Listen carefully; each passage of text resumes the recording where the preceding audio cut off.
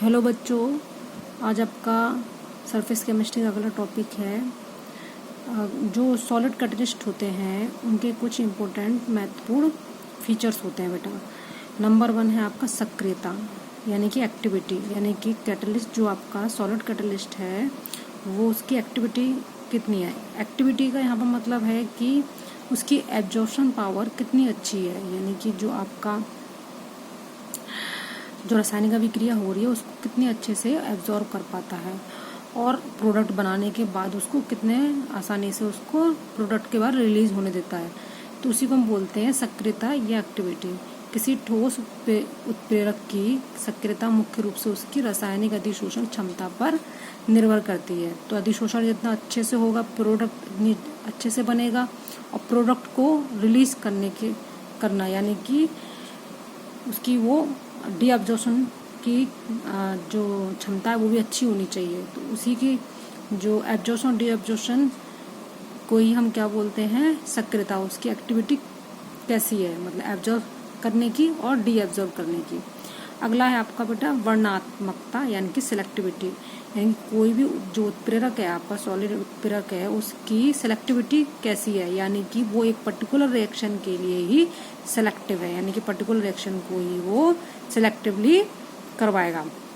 तो किसी उत्प्रेरक की एक अभिक्रिया को एक निश्चित उत्पाद के निर्माण के लिए प्रेरित करने की क्षमता को ही हम क्या बोलते हैं, वो जो सिलेक्टिविटी या वर्णनात्मकता बोलते हैं।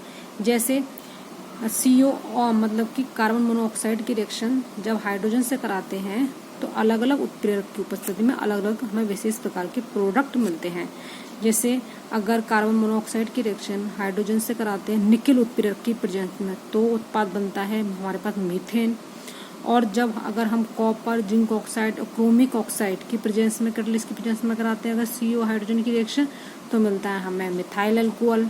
और अगर कॉपर उत्प्रेरक की प्रेजेंस में कराते हैं अगर हम CO और H2 की रिएक्शन तो हमें मिलता है फॉर्मल्डिहाइड। तो इस तरीके से ये विशेष उत्प्रेरक जो होते हैं विशेष अभिक्रिया के विशेष प्रोडक्ट बनाने के लिए ही होते हैं। इसी को हम बोलते हैं बेटा सिलेक्टिविटी ऑफ कैटलिस्ट।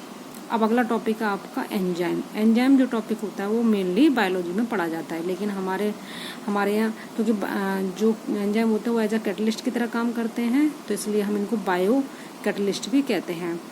तो ये क्या होते हैं, एंजाइम क्या होते हैं, जटिल नाइट्रोजनी कार्बनिक यौगिक होते हैं जिनका उच्च अणुभार द्रव्यमान होता है और प्रोटीन अणु होते हैं ये बच्चों।